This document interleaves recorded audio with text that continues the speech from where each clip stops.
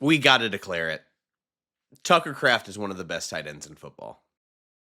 The Packers tight end carved up the Washington Commanders on Thursday Night Football, setting a career high with 124 receiving yards on 6 catches, including a game-sealing touchdown near the end of the game. Even when he wasn't getting the ball, Kraft was having a massive impact on Thursday night's game, whether it was as a receiver or a blocker in the run game. The rapid ascension from a third-round tight end out of FCS program South Dakota State was already incredibly unlikely, but he spent his whole football career as a long shot, coming out of Timberlake, South Dakota, a town of just 500 people. Kraft wasn't even the first tight end taken by Green Bay, with the Packers taking Luke Musgrave in the second round of the 2023 draft. Injury issues early in Musgrave's career opened the door for Kraft, and he has not looked back since, getting better and better every single year. Matt LaFleur talked about exactly that in the postgame press conference on Thursday night, talking about Kraft's growth both on and off the field. He's a guy that approaches the game the right way. I can't say enough great things about Tuck, and just the growth that we've seen from him from the time he's gotten here. But it's not only on the football field, it's every facet of life, I would say, and he's a real leader for us. It's not just his play on the field, but the intensity that he brings onto it, which has helped him earn the nickname Warlord thanks to a tweet from Acme Packing Company's Justice Mosqueda. His trash talking is just as intense. Just ask former Packers running back A.J. Dillon. If someone's just like trying to talk at me, I just like start screaming. I'm telling people I'm going to burn their childhood homes down. Oh my God. I'm coming for you. There have been other impressive games from Kraft, but Thursday night's win really showcased anything and everything that he's capable of as one of the most well-rounded tight ends in the league. So, let's dive into the film in today's episode of Best Available.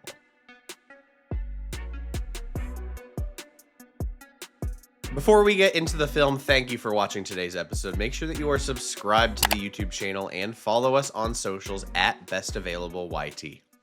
A lot of really good moments from Tucker Kraft in this game, and I was hoping to see more run blocking. We'll talk about some of that, but he is one of the best run blocking tight ends in the league. He showed that his entire NFL career, and that's absolutely on the scouting report.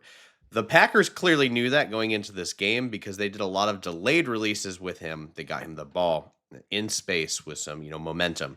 And we have Kraft in line here. You're going to see this throughout the game. It's just a lot of like, let's help and block, whether it's play action or drop back. Get a block. We got a play action here. He's blocking. He rips off the defender and then releases. And then this is what Tucker Kraft's all about. This is not a guy that wants to go out of bounds ever. You would rather die than go out of bounds.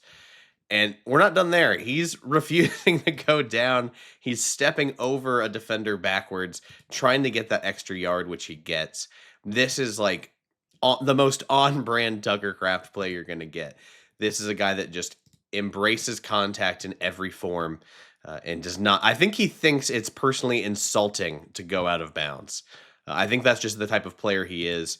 He is a captain for the Packers. Like he represents so much about what the team wants. I think he is their most physical playmaker by a pretty wide margin. This is so on brand for him. He's literally, I love this. This guy is grabbing at his ankles and he's still like, nope, I'm still going to step over you for that extra yard. It's just like, what a way to start the video. Is like the most on brand possible Tucker Kraft play. Matt LaFleur was in his bag when he needed to be in this game. He historically has absolutely dominated Dan Quinn when the two go head-to-head, whether Dan Quinn's a head coach or a defensive coordinator. And I just loved this concept to really just influence so much about the defenders to open up Kraft here. So we've got Savion Williams going in motion here, and then we're going to have this verticals concept. So we're just going to have Savion turn this into like a wheel, and then we're going to go up the seam, and then we're going to go up the seam and try and influence the safety. And we'll talk about that in a second. But as this play is going, we have the motion that turns into verticals. And then we can see here, the linebackers are all influenced by that motion. We're all bumping out. Then we have eyes, on the underneath route with Josh Jacobs checking down because we want to make sure we can break down on that. And then if we watch the back end of this play, we can see how this is influencing the safety, this is a nice job of peeling and getting across the safety's face to force him to be influenced here. Because you can see as soon as this safety gets influenced, Bobby Wagner was bumping out here, and he realizes who's going behind him, which is Kraft. And at that point, it's too late. Kraft is wide open. And then, this guy is a tank once he has a full head of steam. I know he's a gigantic, traditional inline tight end, but when he has some green grass, he's going to take off. And it's just a 57-yard gain, just an absolutely massive play from the Packers. I just love the way it's set up. Again, as we watch it, watch the linebackers influenced by that motion and everyone bumping. They're struggling to gain depth, and then his eyes are on Jacobs in the backfield.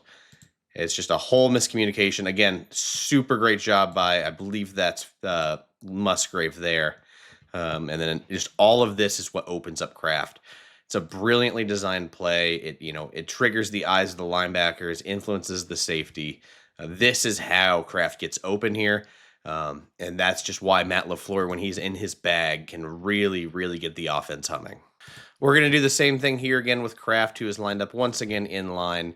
With these delayed releases. Again, this is a guy that helps so much in the run game, and the Packers haven't had much success on the ground yet this season. I'm wondering if that just changes, based on the opponent, and with a healthy Zach Tom and Aaron Banks.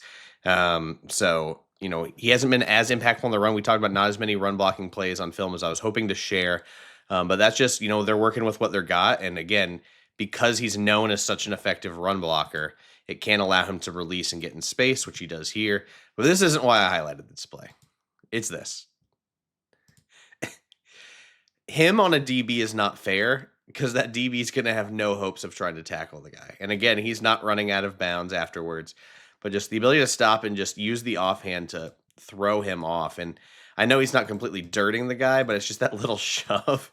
Kraft is so strong that just those movements like that on a guy that, essentially is half his size as a DB with a full head of steam just has no chance of bringing him down one-on-one. And it really felt like with those delayed releases, the Packers were really hoping to put Kraft in these mismatches, and he makes defenders pay the price because of that. Did love this as a way to get Kraft utilized as a blocker in space.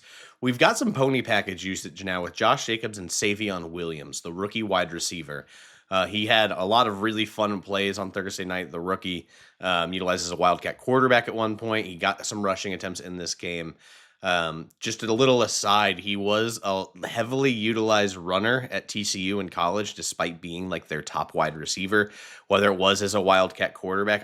If I recall correctly, it was some tailback usage, but he got a lot of rushing work in college. He's a very dynamic, unique athlete. His comparisons, coming into the league were like a Cordero Patterson, which is why you see Savion a lot on kickoff returns. But that's besides the point. Just a fun little note about Savion, who I thought had a really impactful game. But we've got Kraft here, and this is how we're going to utilize him in space with this pony package. Start motion one way. As the snap, we're going to work our way back. We're thinking maybe, Packers fans are aware of spinner, where we fake the handoff one way. Love spins, hands off to Jacobs downhill. We get a fake spinner here.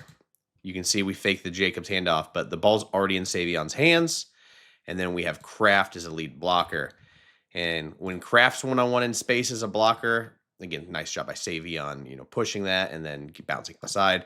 And then Kraft's just going to delete a guy in space and let Savion take off. Maybe he gets a bigger play if he stays in bounds, but it's still a successful play. And I just love the way Kraft's able to work here again.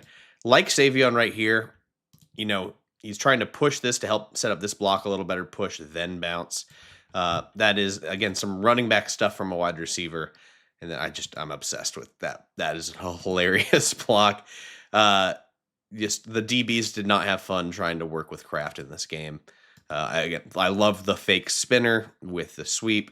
Really excited to see more of how they utilize Savion with how creative they were on Thursday night. And then again, just a hell of a block by Kraft to, if we can bend this corner a little tighter, just, start turning it as that block's happening. I mean, this could be a touchdown, but we're picking nits at this point. The block was sick though. That guy was probably feeling it after that. This wasn't a successful play. It was only for a yard, but I really like the concept of it. It's another delayed release by Kraft here. But instead of him getting the ball, it's going to be like one of these escort things. You'll see a lot right now, like a player will go in motion to lead block, but we have a chip here, and then Kraft's going to be a lead blocker for a little swing pass. Wagner snuffs it out really well, so I'll give him credit for that. But this is one of those concepts. Kraft does get bullied by Frankie Louvu here at the point of contact and gets blown back. So it's not a successful play, but I think the concept is really interesting. And a way to sometimes those escort blockers can be a little obvious, whether they're motioning out or they're not chipping or anything like that. But this is a really interesting play. I'm curious to see if the Packers come back to at some point this season, especially with Brooks, one of these bruiser backs who is effective as a pass catcher. And then, if he can get a one-on-one or a good block and a linebacker's late, Bobby Wagner is one of the more instinctive guys in the league still, even if he's older. This can be a much more successful play in the future. So I imagine the Packers will come back to it. I really just wanted to highlight it for fans watching. Like, hey, keep this in mind. We might see another one of these like escort swing passes in the future. With how effective Kraft was as a receiver in this game, Washington really started having to pay attention to him, and it's that gravity that could open up things for his teammates. So we've got Kraft as the number 3 receiver here, and if you're wondering when you hear like number 3 receiver, not talking third string, but we're looking to the field side. You count from the outside, so we got 1, 2, and then Kraft is 3. Just a terminology thing for you. We got another delayed release by Kraft, shocker. But if you're watching, because he's delayed releasing, we have our linebacker who's in their drop, in their zone, reading that and breaking down. And what's that do? It creates the throwing window for this comeback route. I guess it's more of an out, a deep out, but I really like that throwing window is a lot harder if this defender is also rolling out and staying at depth. But because he's crashing on Kraft, who had a really impactful game, we're going to see how much easier that throwing window is. And then how about Wicks, man? Like a guy that had a lot of drops last year has been very, very sure-handed to start the season. I thought he had a terrific game, especially all these sideline catches that were a little bit harder than you might think. Really happy for him. I thought he had a very impactful performance. I'm sure Packers fans are excited for that. But again, just another example, like when Kraft is going and teams are like, we need to stop letting Kraft get the ball in space. It's going to cause these zones to lose discipline, lose their depth, and make that throwing window for Love that much easier. Matt LaFleur does such a good job of using similar concepts out of different formations. So we've got another Savion motion here again. He's going to come across the formation, and we watched it earlier. Can you guess what he's going to do? He's going to carry it up the seam into a wheel route. Then we're going to have more vertical concepts, right? We're going to have here influence the safety, and then we're going to have Kraft open on another verticals concept. I love that LaFleur is capable of doing stuff like this with different looks. It's a good release by DeWicks. Again, we want to try and influence defenders here. The safety is just really getting depth. He seems very worried about what's going to happen deep. And then because we're trying to play flat defender here, and his zone drop, Pahu White are still trying to figure out what to do. We're pushing this vertically to open all of this space. And we get another easing throwing window for Kraft, who then, tries to take off downfield and needs 3 defenders to tackle him. I love LaFleur's ability to layer and use similar concepts out of different looks because it always keeps defenses guessing. We could have done another 2 tight end set over here with Savion coming across, but we've added Wicks to the mix, and then, his inside release, push everything vertical. It's all of this stuff to influence eyes and get guys out of, lose discipline is just a great way to, do the same thing, but in different ways. Same, but different.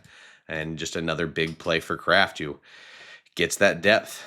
I think one of the other reasons that Tucker Kraft is so popular is this is a guy that, like, even when things aren't going well, he's not going to complain or stop running 100% through a play.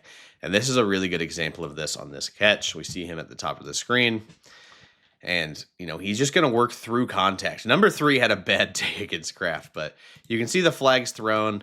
Kraft's even slipping here, loses his balance, but is still working back towards the ball because his quarterback, is rolling out of the pocket, and he's just trying to make things easier.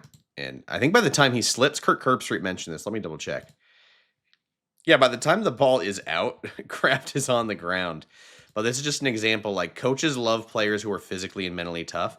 No one cares that you slipped, right? This play is still ongoing. You need to make the play. And I think that's just a testament to, like, yes, you're drawing the flag. You could quit on this play. It's not how Tucker Kraft is wired. He's going to go balls to the wall until that whistle, and sometimes even after it. I think it's just the kind of player that he is. It's just everything that he's meant for. It's why he's the captain in Green Bay. Let's wrap up with the touchdown. We've got a 2 tight end set. Kraft is the farther in of the 2 tight ends. And what's been the theme of the whole game, right? Delayed releases into space. On the broadcast, you might have thought, wow, it's really easy play for Kraft, but he's so influential because of his threat as a blocker that you really have to engage with him as the stuff is happening. But it's just he throws off the defender, and by the time he gets out, poor number 3, had a rough day against Tucker Kraft.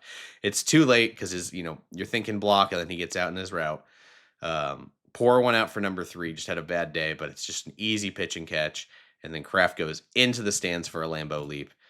Nothing better than that to end what was a career day for him in Lambeau Field. All the credit in the world to Tucker Kraft.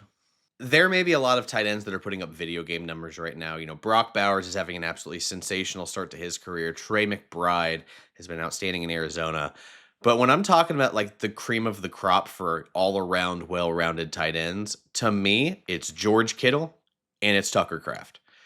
I think this guy has ascended so quickly in his career in Green Bay. And the fact that he can now be this kind of influence and be the primary pass catcher in the passing game at times when called upon shows the kind of player the Packers have found. They found an absolute steal in the 3rd round, ended their 3rd round curse, and found a guy who, in my opinion, is an all-pro tight end. So I'm really curious what you think about Tucker Kraft. Let me know in the comments if you think he's like one of the best tight ends in the NFL. Who do you rank ahead of him? Do you think, there's some things he needs to work on? Just let me know what your thoughts are. We'll be back on Monday based on what we see from Sunday's games. But what a way to start the week 2 of NFL games. So thank you for watching. Please subscribe to the channel, and we'll see you on Monday.